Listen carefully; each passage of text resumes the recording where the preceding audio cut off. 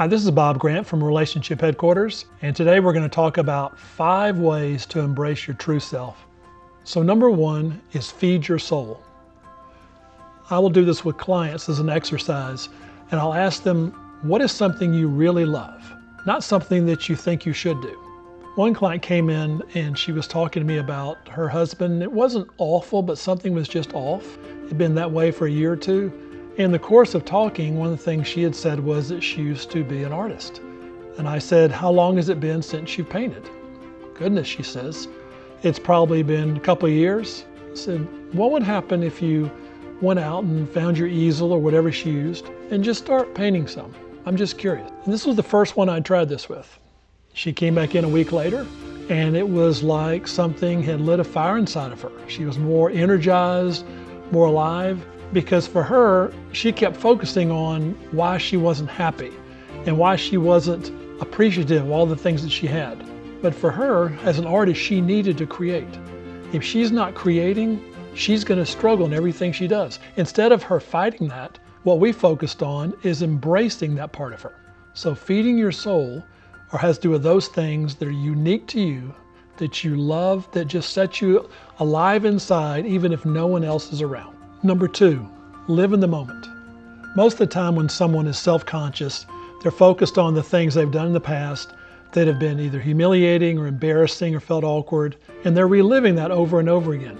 Sometimes they're focused too far in the future, wondering, gosh, is this ever going to get better? Or maybe I can hide or do certain things or behave a certain way. And while it's good to be introspective at times, what I found is that when someone's really anxious or overwhelmed, most of the time they're living in the past.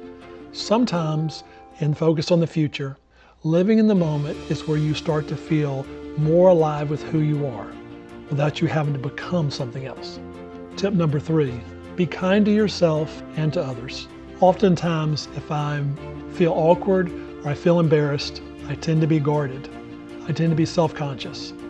I've got ADD, and I've had that since I was little. And so I was very sensitive about the idea of I wasn't focusing or I wasn't paying attention or I overreacted to things. Part of embracing our awkwardness is the acceptance this is part of who I am. I may get better in certain areas, I may improve, but I'm always going to have some of it. We want that same graciousness with ourselves as well as toward others. Number 4, spend time with people you love. Isolation is one of the worst things we can do when we're feeling awkward or we're feeling self-conscious. Because when we isolate, the thoughts in our head get magnified and they seem more and more real. Those that love us have a way of drawing us out just by being in their presence. And the 5th thing is to try new things.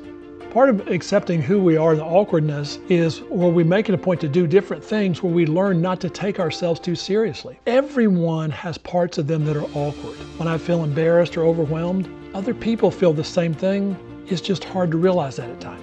So those are the 5 things that I found that's helped me overcome my awkward phases and actually turn that awkwardness into a gift and something that benefits others. That's something we try to implement every day at relationshipheadquarters.com for our female clients.